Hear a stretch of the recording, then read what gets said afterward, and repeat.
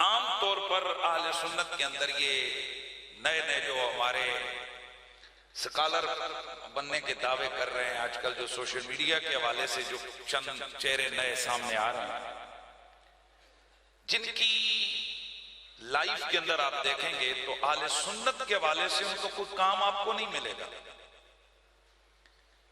سوائے چند علماء کو گالیاں دینے کے، ان کے خلاف تقریریں کرنے کے۔ ان سے کہیں کہ آپ کے کریڈٹ پر اہل سنت و جماعت کا کون سا کام ہے، وہ نہیں بتا سکتے۔ تو وہ ایک لفظ بار بار استعمال کر رہے ہیں، تفضیلی تفضیلی تفضیلی۔ یہ تفضیلی کون ہوتا ہے؟ خود اس قدر کنفیوز ہیں کہ ان کو پتہ ہی نہیں ہے کہ تفضیلی ہوتا کون ہے۔ خود ایسی باتیں کر رہے ہوتے ہیں کہ جن کا عقیدہ اہل سنت سے تعلق کوئی نہیں ہوتا۔ خود دلائل ان سے پوچھیں کہ افضلیت کا جو مسئلہ ہے اس پہ کیا آپ کے پاس دلیلیں ہیں؟ کوئی مشرق کی لے کر آئیں گے، کوئی مغرب کی، حالانکہ ہمارے بزرگوں نے ان کو واضح طور پر رد کیا ہو۔ تو اس حوالے سے میں نے چاہا کہ چونکہ ایام بھی جناب سیدنا صدیق اکبر کے عرس کے ہیں اور مسئلہ بھی ان کی ذات سے ریلیٹڈ ہے، تو آج ایک چیز کو کھول کر کم از کم میرے سننے والے ان کو تو پتہ چلے کہ یہ عقیدہ افضلیت کیا ہے، یہ تفضیلی کون ہوتا ہے، اور ہم اہل سنت و جماعت اگر رسول اللہ کے یار غار حضرت ابوبکر صدیق کو افضل کہتے ہیں تو اس کا معنی کیا ہے، کس معنی میں افضل کہتے ہیں؟ یہ ہماری آج کی گفتگو ہے۔ اور دوسرا، کئی لوگ یہ بات عام طور پر جو ہمارے آل محبت میں سے ہیں، جو پنجتن پاک سے ٹوٹ کر محبت کرتے ہیں، ان کی طرف سے ایک یہ بات لوگوں کے ذہنوں میں ڈالی جاتی ہے کہ جب حضرت علی سے حضرت ابوبکر صدیق کو افضل کہہ دیا جائے گا تو یہ تو دیکھو جی حضرت علی کی توہین کر رہے ہیں۔ یہ چیز ہم نے آج کلیئر کرنی ہے کہ کیا حضرت ابوبکر صدیق کے لیے افضل ہونے کا لفظ استعمال کرنا یہ بعد والے کے دیگر جو صحابہ ہیں ان کی بے ادبی ہے؟ میں گزشتہ جو میں اشارے سے آپ کے سامنے عرض کر چکا کہ جس شخصیت کے لیے قرآن و سنت کے دلائل سے افضلیت کا سلسلہ موجود ہو، یعنی افضلیت کی بات کی گئی ہو، تو اس کو افضل ماننا ہی سنیت ہے۔ اور جو مفضول ہیں، یعنی جن پر وہ ہستی افضل ہے، ان کی توہین نہیں ہے۔ مثلا ہم روزانہ صبح و شام کہتے ہیں کہ ہمارا نبی سب نبیوں سے افضل ہے، موسیٰ سے افضل میرا نبی، عیسیٰ سے افضل میرا نبی، لوط سے افضل میرا نبی، کل نبیوں سے افضل میرا نبی، سب سے اولا والا ہمارا نبی، سب سے بالا والا ہمارا نبی۔ تو بھائی مجھے بتاؤ، حضرت علی کی شان بڑی ہے یا نبیوں کی شان بڑی ہے؟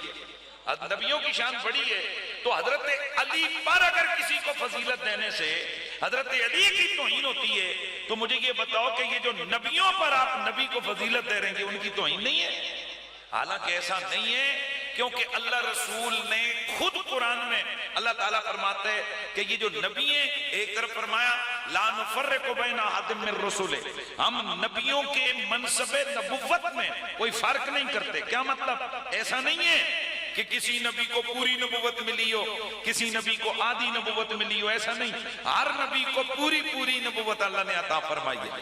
مرتبہ نبوت میں کوئی فرق نہیں رکھا، لیکن جب مراتب و درجات کی بات آئی تو فرمایا تلک الرسل فضلنا بعضهم علی بعض، بعض رسولوں پر ہم نے بعض رسولوں پر فضیلت عطا کی، افضلیت عطا فرمائی ہے۔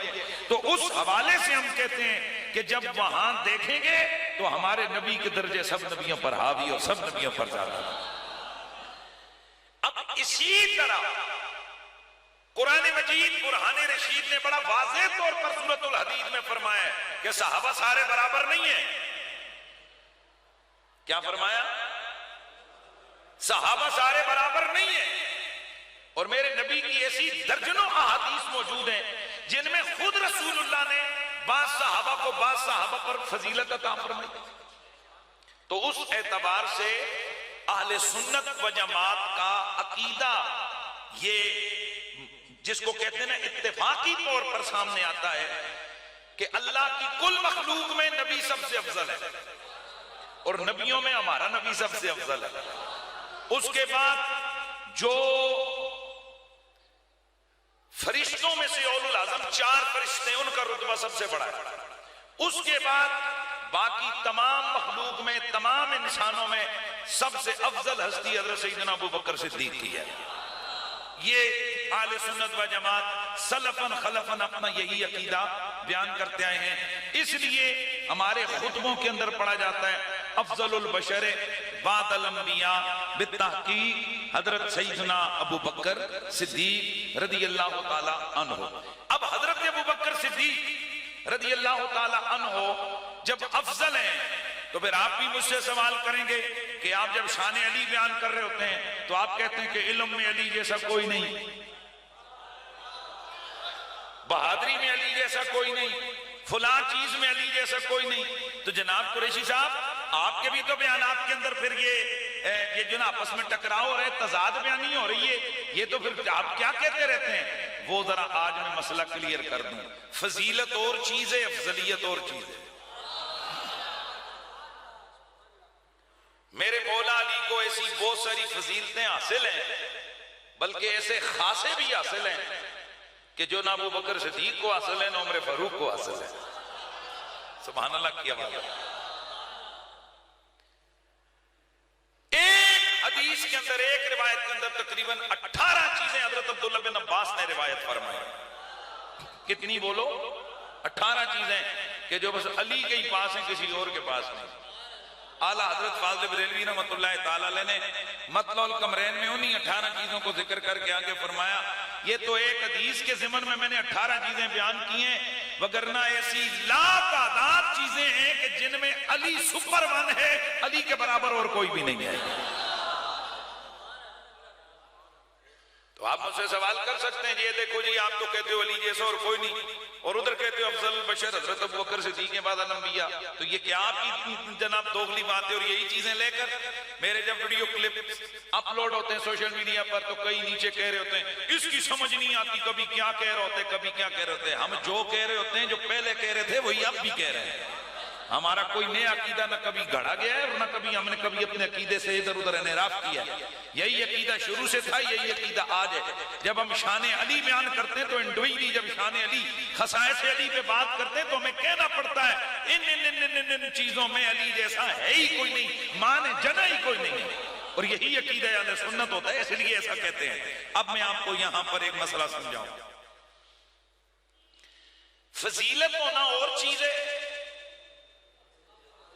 افضلیت ہونا بولیے ذرا اونچا اور چیز.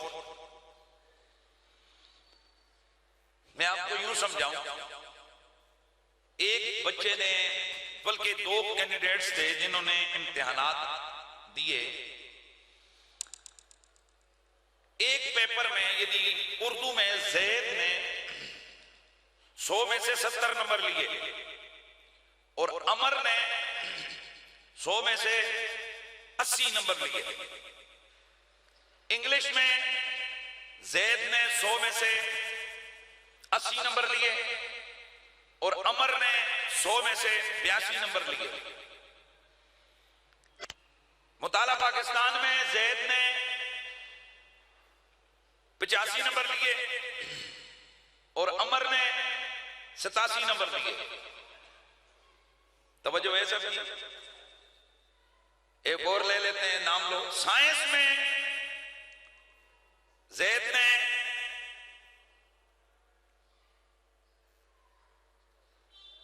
90 نمبر لیے اور عمر نے 92 نمبر لیے.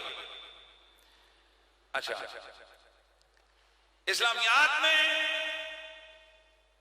زید نے 99 نمبر لیے اور عمر نے 40 نمبر لیے. اب جب فائنل لسٹ لگی تو پہلے نمبر پہ کون آیا؟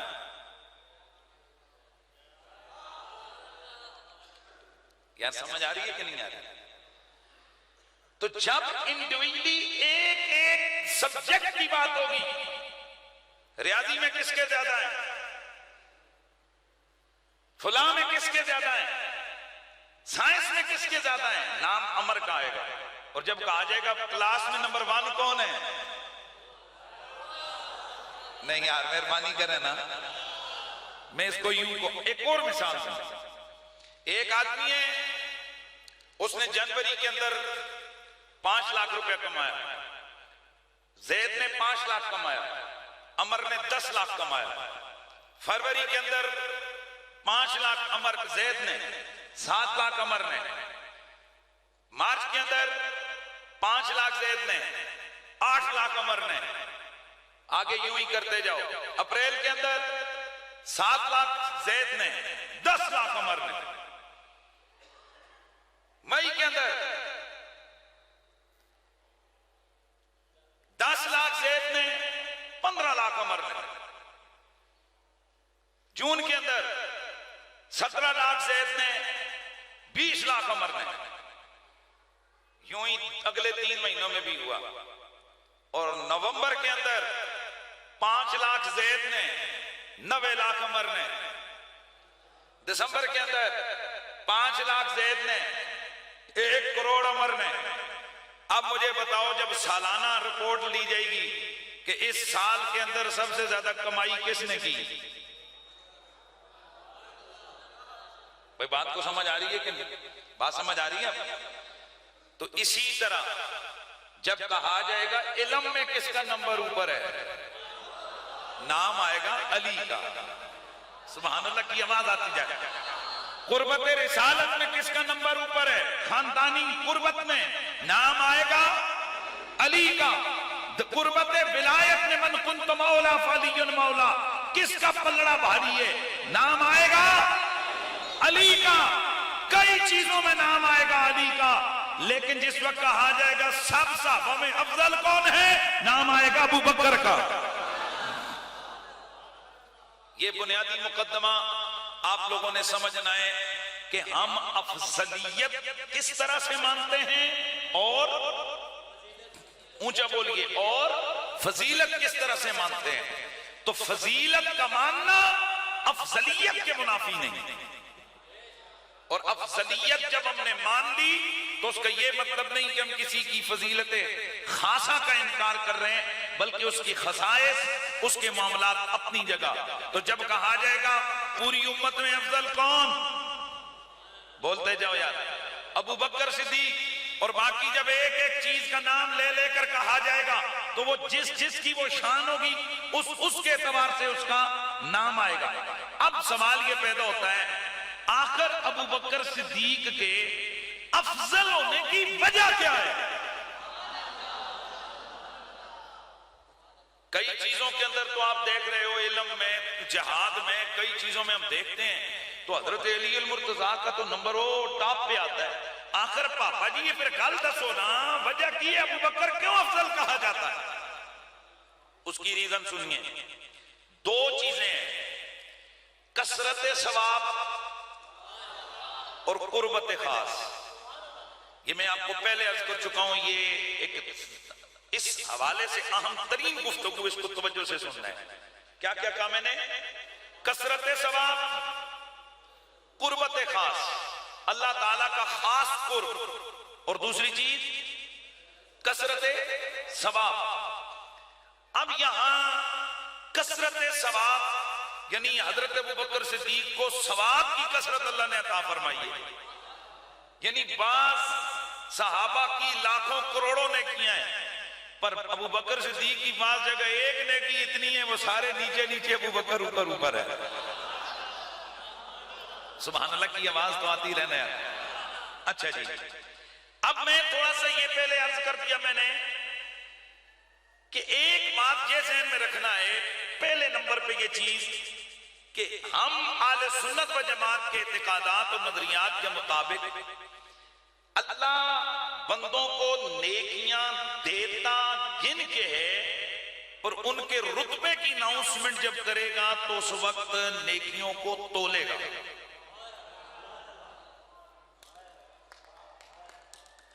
یار توجہ نہیں آپ نے فرمائی، اللہ تعالیٰ نیکیاں دیتا گن کے، لیکن جب اللہ تعالیٰ نے ریٹرن کرنا ہے، یعنی جس وقت اللہ تعالیٰ نے ہم سے حساب کتاب لینا ہے اور جب دوسروں پر کسی کی فضیلت کو بڑھانا ہے تو اس وقت نیکیوں کو گنے گا،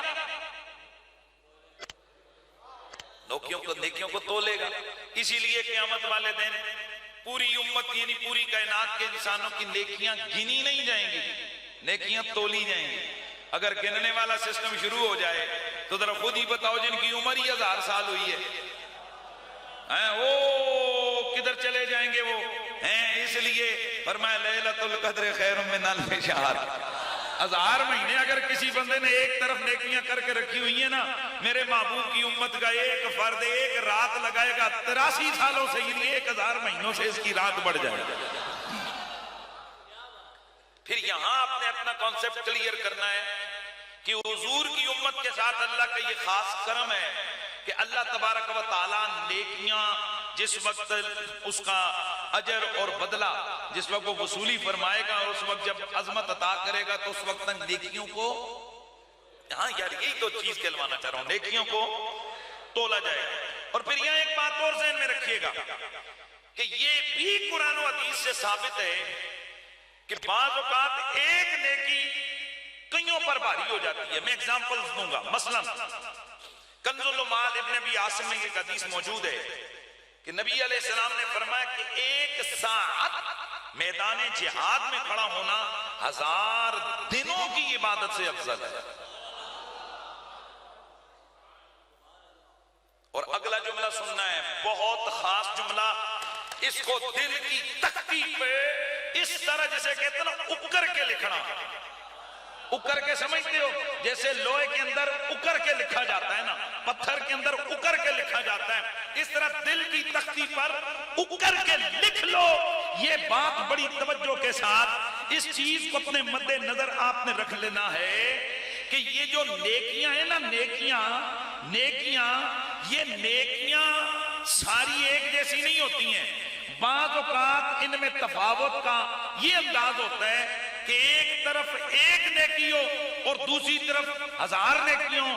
یہ بعض لمحات، بعض چیزیں ایسی ہوتی ہیں کہ بعض اوقات ایک نیکی وہ ان 1000 پر غالب آتی ہے۔ اور یہ مسئلہ قیاسی نہیں ہے، یہ مسئلہ عطائی ہے۔ پھر لفظ بول رہا ہوں، یہ مسئلہ قیاسی نہیں، یہ مسئلہ خالصتاً وحی ہے، یہ خالصتاً اللہ کا فضل ہے۔ میں نے جیسے ابھی آپ کو بتایا کہ بھئی ایک آدمی مجاہد میدان جہاد میں کھڑا ہوا، اچھا ادھر توجہ کرو، ایک حدیث میں آتا ہے کہ ایک رات اگر کسی نے اسلامی سلطنت کی ریاست کی حفاظت یعنی سرحدوں کی حفاظت میں رات گزاری، اس رات میں کوئی قید نہیں ہے کہ اس نے برف میں گزاری، اس نے گرمی میں گزاری، اس نے کیسے گزاری۔ فرمایا جس نے ایک رات ملکی سرحدوں کی حفاظت کی اور دوسری طرف اگر ایک شخص نے 1000 راتیں قیام اور دن کو صیام، دن کو روزہ اور رات کو نفل پڑے، مصطفیٰ فرماتے ہیں اس مجاہد کے جہاد والی، اس ملکی سرحدوں کی حفاظت والی ایک رات کا وزن بڑھ جائے گا۔ اب میں آپ سے پوچھتا ہوں، ادھر بیٹھ گئے، اب شروع کر دو مائنس پلس۔ ہمارا پرابلم پتہ ہے کیا ہے؟ ہم لوگوں نے ہر چیز کے اندر عقل کو گھسیڑنا ہوتا ہے۔ عقل کو سیڑو بیچ میں، وہ جی یہ کیا کوئی ادھر رات کو ادھر کھڑے ہو، آگ میں بندوق اٹھا کے کھڑے ہی ہونے نا، تو یہ ساری رات سردی میں ایک ایک پاؤں پہ اللہ رو رو کے اللہ سے عبادت کرتے رہے، دل کو نہیں لگی۔ اے پتر دل دی گل نہیں ہے، اپنی طبیعت کو خدا کی شریعت کے سامنے جھکانا پڑے گا، یہی اسلام ہے۔ طبیعت تو نہیں مانی تیری کہ ایک رات کدھر۔ اچھا ایک اور اگے تانوں میں اور پریشان کردہ جاواں، میں تانوں نا پریشان تے حیران کردہ جاواں۔ اگے ٹرو، صحیح مسلم شریف کی حدیث ہے، عالم دین کی خدمت میں ایک گھڑی بیٹھنا، ہاں جی اگلی گل آوے گی تے پھر ایک ہی ہویا بھئی یہ نبی کی بات ہے۔ حضور نے فرمایا عالم دین کی خدمت میں ایک گھڑی بھر کی حاضری 1000 1000 دن کی عبادت پر بھاری ہے. آگے دیکھیں، عالم دین مطالعہ کر رہا تھا، تھک گیا، اس نے تکیے کے ساتھ ٹیک لگائی.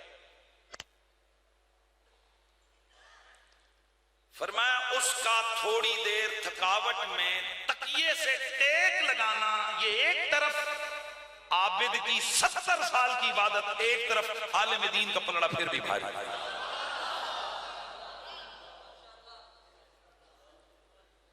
ہم ان چیزوں کو اکثر طور پر بیان نہیں کرتے. لوگ کہتے ہیں اپنی شانہ بھائی جدوں اسی علماء وچوں نہ صحیح علماء کے خادم ہیں. خدا کے بندو ذرا سوچو، جیڑا ترے دڑے تسبیح پڑھ کے ٹھکا ٹھک کرے اس دے واسطے تواڈے کتنے جذبات ہوندے نے. تو جن علماء کا ٹیک لگانا بھی عابدوں کی 70 سال کی عبادت پر بھاری، رسول اللہ نے فرمایا ہے. او خدا کے لیے یہ جاہل مریدوں کی بتائی ہوئی کرامتیں نہیں ہیں کہ ہمارے پیر صاحب جناب سیرہ میں چکلا کرنے تے اکھیاں چکلا کرنے تے فلانے کرنے. او خدا کا بندہ، یہ رسول اللہ کا بیان ہے، رسول اللہ کا فرمان ہے. نبی کی ایک نماز، بھائی بولتے جاؤ، کتنے 50,000، یہ تو سب کو پتا ہے. بیت اللہ کی ایک نماز 1 لاکھ. اچھا، ادھر سے میں اس طرح کی تقریباً 70 سے زیادہ حدیثیں آپ کو بتا سکتا ہوں کہ جن میں نیکیاں برابر نہیں ہیں بلکہ بڑا بڑا ڈیفرنس ہے، بڑا بڑا فرق ہے. تو یہاں سے ہم نے ایک عقیدہ بنانا ہے. اس کا مطلب یہ ہوا کہ یہ جو نیکیوں پر ملنے والا اجر ہے یہ قیاسی نہیں ہے. ہائے ہائے ہائے ہائے ہائے، خدا کی قسم جب میں آخری دلیل کا جملہ بولوں گا نا آپ کے دماغ کے دروازے کھل جائیں گے. آپ کی میں کہتا ہوں شعور کے دریچے واہ ہو جائیں گے. اس لیے اس جملے کو دہراؤ میرے ساتھ. بتائیے میں نے کیا لفظ بولا؟ یہ قیاسی نہیں ہے، یہ وحبی ہے، یہ عطائی ہے. اچھا، جب یہ بات ہم نے سمجھ لی تو اب ہم کہتے ہیں کہ حضور کی پوری امت میں ابو بکر ایسا بندہ ہے کہ جس کی نیکیاں پر اللہ نے ایک ایک نیکی کے بدلے اتنا اجر دیا ہے کہ ہمارے میں ہوں گمان میں بھی نہیں آتا. مثلا حضرت بلال صحابی رسول ہے. بھئی حضرت ابو بکر صدیق کی نیکیوں ہم نے دیکھنا ہے نا، نیکیاں دیکھنی ہے نا، نیکیاں دیکھنی ہے. حضرت بلال عاشق رسول، میرے نبی کا یار، وہ بلال جس کی مدد و شان میں اللہ کے قرآن کی آیتیں نازل ہوئی، وہ بلال کی جو بدریوں کی لسٹ میں بھی موجود ہے، وہ بلال جو مہاجرین میں بھی ہے، وہ بلال جو مومنین اولین میں بھی ہے، وہ بلال جس کے لیے جنت کی حوریں دیدار کے لیے ترس رہی ہیں. اس بلال کی کتنی بڑی شان ہے. لیکن آئیے حدیث سنیے حضرت سیدنا عمر بن خطاب رضی اللہ تعالی عنہ، آپ نے فرمایا، امام ابو نعیم نے اس کو اپنی کتاب معرفت الصحابہ میں لکھا ہے، کنز العمال میں موجود ہے، امام حاکم نے مستدرک علی الصحیحین کے اندر ذکر کیا ہے. ذکر عمر بن الخطاب فضل ابی بکر صدیق. ایک دن حضرت ابو بکر صدیق کی شانیں حضرت عمر بیان کرنے لگے.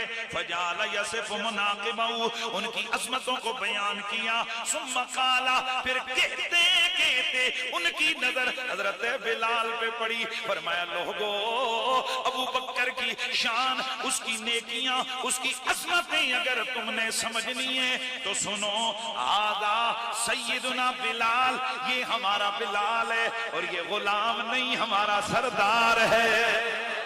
اللہ اللہ. او قریش مکہ کا حسبی نسبی امیر المومنین خلیفۃ المسلمین، وہ عمر کہ جس کے لیے میرے نبی نے فرمایا لو کان بعدی نبی لکان عمر، اگر میرے بعد نبوت کا یہ رتبہ ختم نہ ہو چکا ہوتا، میں آخری نبی نہ ہوتا، میرے بعد اگر نبوت کا دروازہ کھلا ہوتا تو لوگوں میرے بعد جس بندے میں نبی بننے کی اہلیت موجود ہے وہ بندہ عمر بن خطاب ہے.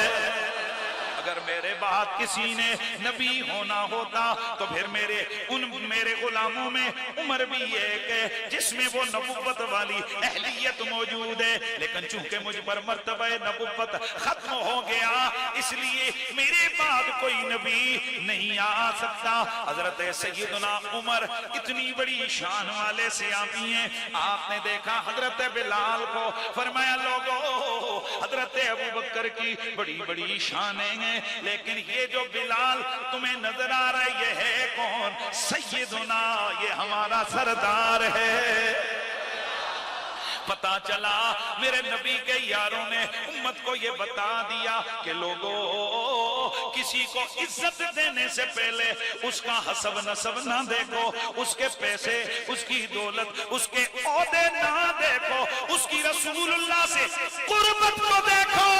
اگر حبشی غلام بھی ہو، محمد عربی کا غلام ہے، وہ سیدنا بلال ہے۔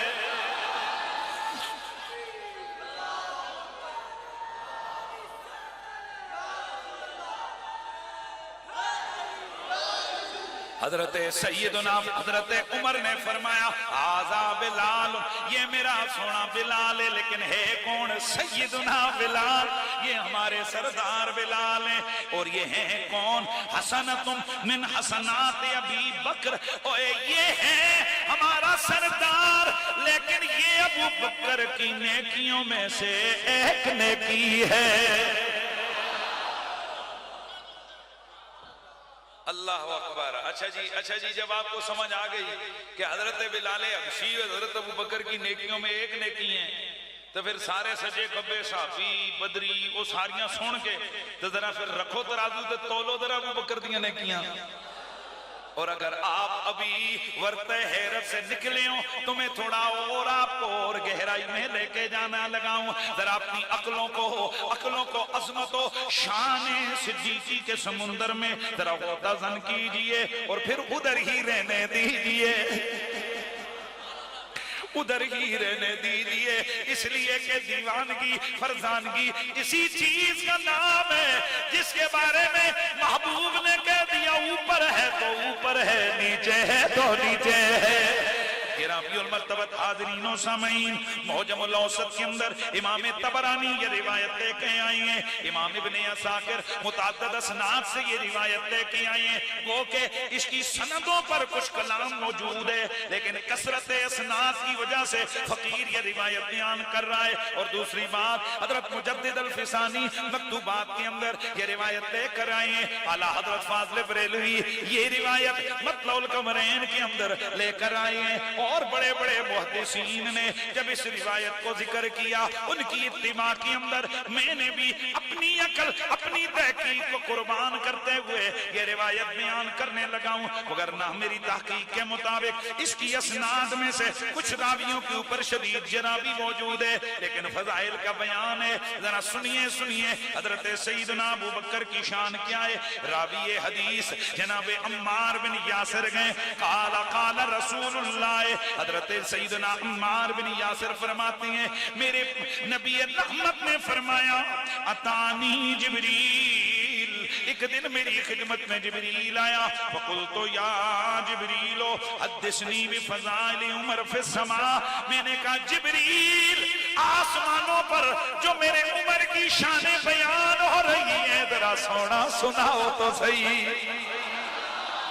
ذرا آسمانوں پر جو میرے عمر کی شانیں بیان ہو رہی ہیں ذرا وہ تو سناؤ۔ فقال جبریل نے عرض کی یا رسول اللہ لو حدثتک بفضائل عمر، اگر میں حضرت سیدنا عمر کی شانیں بیان کروں، ما لبث نوح فی قومہ الف سنہ الا 50 عاما، اگر میں 950 سال حضرت نوح کی عمر جتنے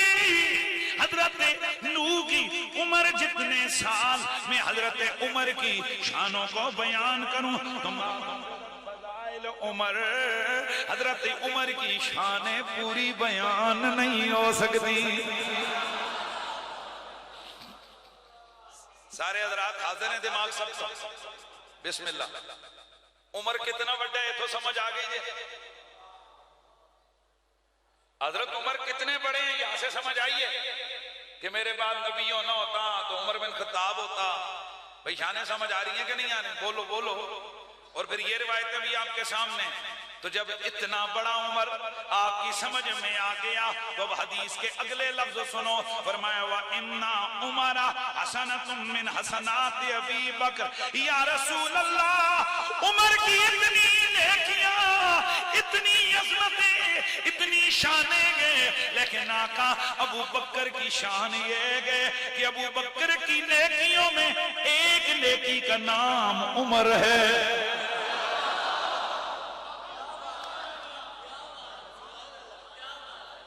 مزہ نہیں آیا سونے؟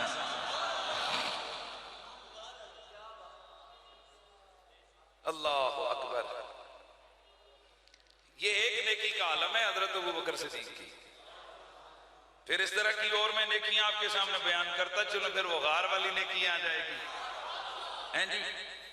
اور پھر سب سے بڑی اور عام بات یاد رکھو، بعض نیکیاں بعض موقعوں پر تو بہت بڑی ہوتی ہیں، بظاہر ان کا کوئی رتبہ ایسا نہیں ہوتا، لیکن بعض موقعوں پر ان کا رتبہ بڑا ہو جاتا ہے. میں ذرا سمجھانا چاہوں، کوئی یوں سمجھو، ایک آدمی پیاس کے مارے بیچ صحرا کے مر رہا ہو اور آپ کے پاس کل 2 گھونٹ پانی پڑے ہوئے ہوں، آپ بھی مر رہے ہوں، ان 2 گھونٹوں میں سے ایک گھونٹ خود بھی اور ایک اس کو پلاؤ، اور دوسری طرف آپ ایک بندے کو ایک ڈرم پانی لا کر شہر کے اندر پلا دو.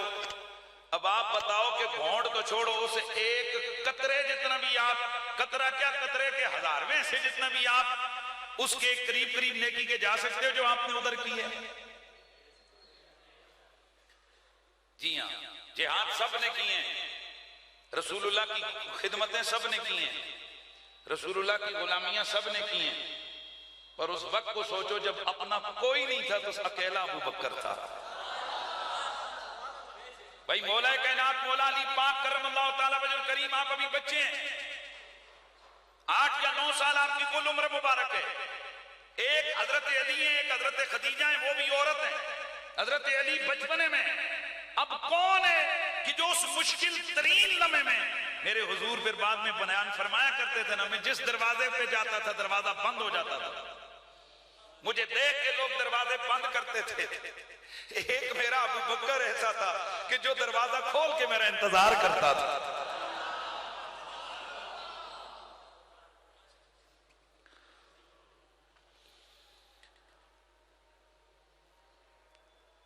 جان نثار میرے حضور کے زندہ باد. ہم پر کروڑوں اربوں خربوں کو نہ ان کے درجے بڑھے، پر ذرا اس لمحے کو دیکھو کہ جب رسول خدا پر حملہ ہوا، خود کو حضور پر گرا دیا، گر گئے. جو ڈنڈا آ رہا ہے، جو پتھر آ رہے ہیں، وہ آپ اوپر آ کر کھا رہے ہیں، بے ہوش ہو گئے. سارے مردہ سمجھ کے حضرت ابوبکر صدیق کو شہید ہو گئے، یہ سمجھے کہ یہ فوت ہو گئے، چھوڑ کے بھاگ گئے. یار اب اس کا خاندان آئے گا، اب ہمیں وہ نہیں چھوڑیں گے. والد آیا، پانی منہ میں ڈال رہے ہیں، ماں رہی ہے، سر اٹھا کر گود میں رکھا ہوئے، بھائی رشتہ دار سب آ رہے ہیں، عزیز اکرما سب آ رہے ہیں. ابو بکر کیسے ہو؟ جب ہوش میں آئے، ماں کہہ رہی ہے ابو بکر کیسا ہے؟ پہلا لفظ جو زبان سے نکلا، میرے حضور کیسے ہیں. ماں کو جواب نہیں، باپ کو جواب نہیں، رشتہ داروں کو جواب نہیں، ایک ہی سوال ہے، میرے حضور کیسے ہیں جی، میرے حضور کیسے ہیں، میرے حضور کیسے ہیں. جب پتہ چلا حضور خیریت سے، ہاں ٹھنڈی سانس لی، کہا عمر تجھ جیسے ہزاروں حضور کے ایک بال پہ قربان ہو جائے، میں قربان جاؤں ختم نبوت اور ناموس رسالت کی تمام نیکیوں پر، تمام مجاہدوں پر قربان جاؤں. پر لوگوں جب کوئی نہیں تھا تو ابو بکر میرے حضور پہ فدا ہونے والا تھا. اس لیے میں قربان جاؤں ہر اس مجاہد پر جس نے رسول اللہ پر جان لٹائی ہے. میں بدریوں پہ بھی قربان جاؤں، میں احد والوں پہ بھی قربان جاؤں، میں حضور کے تمام مقدس صحابہ پہ قربان جاؤں. پر گل اتھے ہی ہے سوڑیا، ابو بکر ہے. ابو بکر جیسا کون ہے؟ ہائے ہائے. اس لیے پھر مجھے یہ صدا لگانی ہے، مجھے یہ کہنا ہے کہ مجھ پہ یار غار کا. ہاں یار یہ تو آپ کو آتا ہے یہ شعر، تو پھر ذرا بلند آواز سے پڑھ لیجئے نا. مجھ پہ یار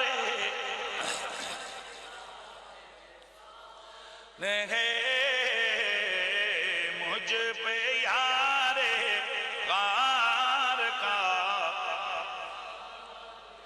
عرض کی صدیق نے پیش رسول، مال و زر کیا جان بھی قربان ہے، مال و زر کیا جان بھی قربان ہے. مجھ پہ یار غار کا احسان ہے، مجھ پہ یار غار کا احسان. مل گیا تجھ کو لقب صدیق کا، کس قدر ابوبکر تیری شان ہے، کس قدر ابوبکر تیری شان ہے. مجھ پہ یار یہ رسول پاک کا فرمان ہے، یہ رسول پاک کا فرمان. کیا مجھ پہ یار غار کا ہے، مجھ پہ یار.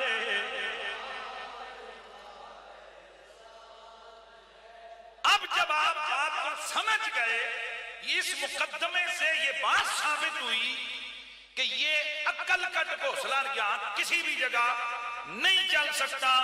کوئی ایک نیکی وہاں چلی جاتی ہے کہ جہاں کروڑوں نیکیاں مل کر بھی. یاد نہیں سمجھ آئی تو پھر آگے بڑھو. حضرت خالد بن ولید رضی اللہ تعالیٰ عنہ صحابی ہیں، بولو اچھا.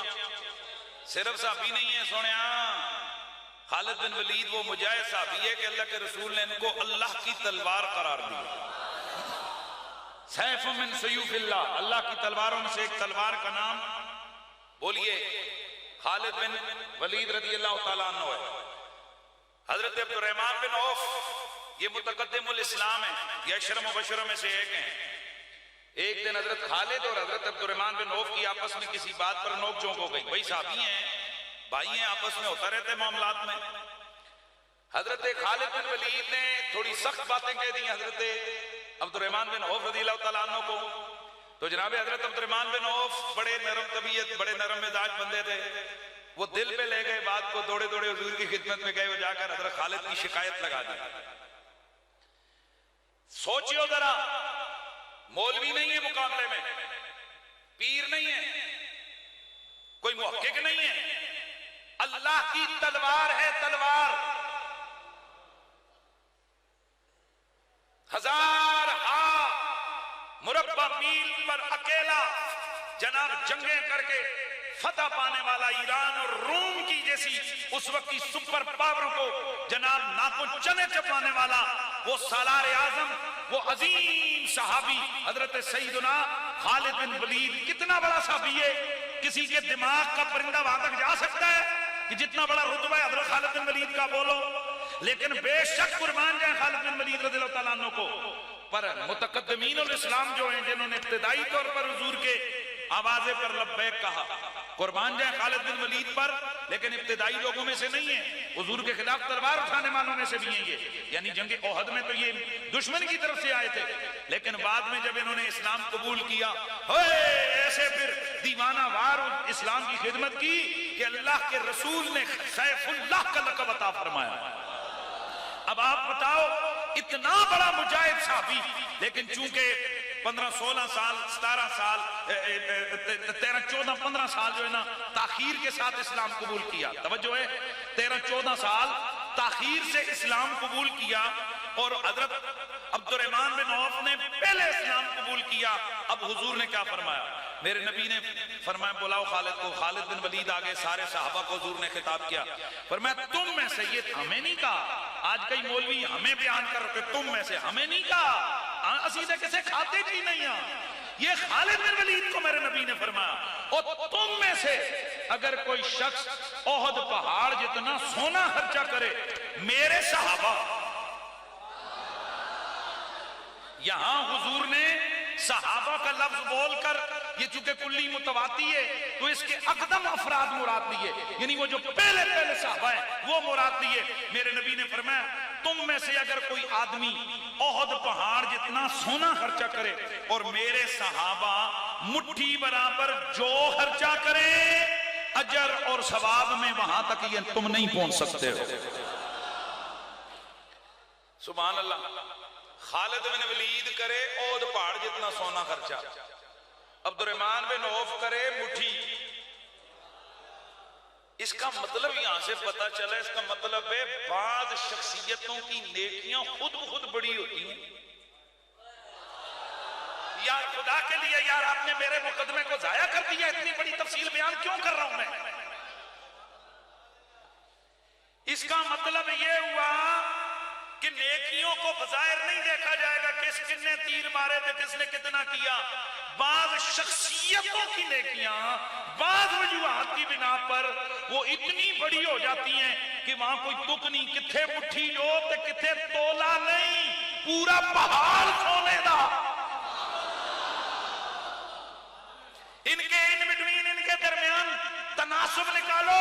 میں چیلنج کر کے کہتا ہوں دنیا کے کسی کیلکولیٹر میں, دنیا کے کسی سپر کمپیوٹر میں بھی ان میں تناسب آپ نہیں نکال سکتے ہو. ہمت ہے تہاڈی اور تسی ایک مٹھی جو تے تسی 100 تولے دا تناسب کٹو گے تے شاریاں میں چلا جائے گا. تے جناب پہلی بات یہ احد پہاڑ جتنے سونے کی قیمت کسے پیو لاوے گا بھئی. احد پہاڑ جتنا سونا اس کی قیمت اور مٹھی جو اس کی قیمت تو طے شدہ ہے. مٹھی جو کتنے کے ہوتے ہیں, حد لگا لو 5 روپے کے ہوں گے, حد لگا لو 10 روپے کے ہوں گے. احد پہاڑ کا سونا 10 روپے, کڑی مناسبت ہے, کوئی مناسبت نہیں. اور یہ مناسبت بیان ہوئی ہے خالد بن ولید کی اور عبد الرحمن بن عوف کی. تے عقل کے اگر دماغ روشن ہو گیا, اگر دیے کو لائٹ مل گئی, دیے کو اگر چنگاری مل گئی, اگر دماغ میں روشنی آ گئی, اب ذرا اپنے آپ کو حاضر جان کر, ذرا اپنے آپ کو اس محفل میں تھوڑا موجود پا کر مجھے جواب دو. اگر خالد بن ولید اور عبد الرحمن بن عوف کے معاملات یہ ہیں تو ابو بکر صدیق اور ہمارے معاملات کہاں ہوں.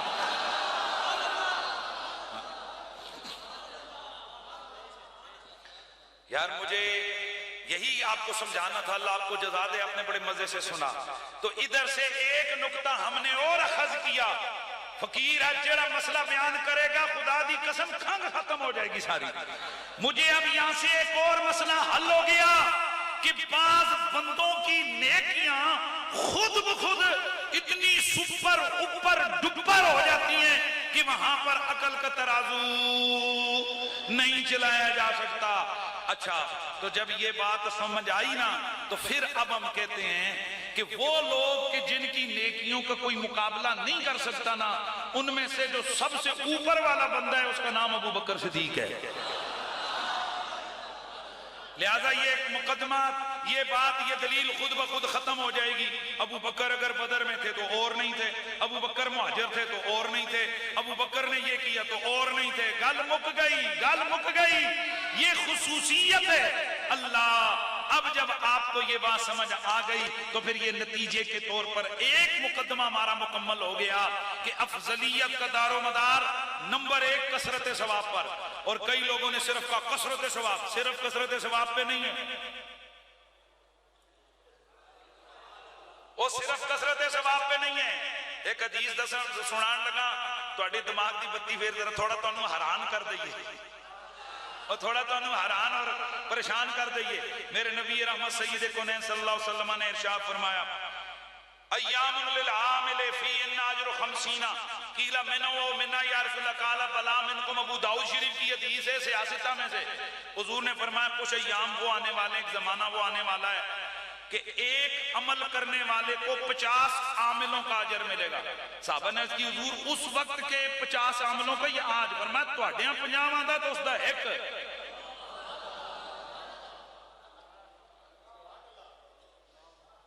کا مطلب یہ ہوا ایسا بھی ہو سکتا ہے کہ بعد والوں کو کثرت ثواب میں کچھ اتنا زیادہ مل جائے کہ جو متقدمین کو نہ ملا ہو.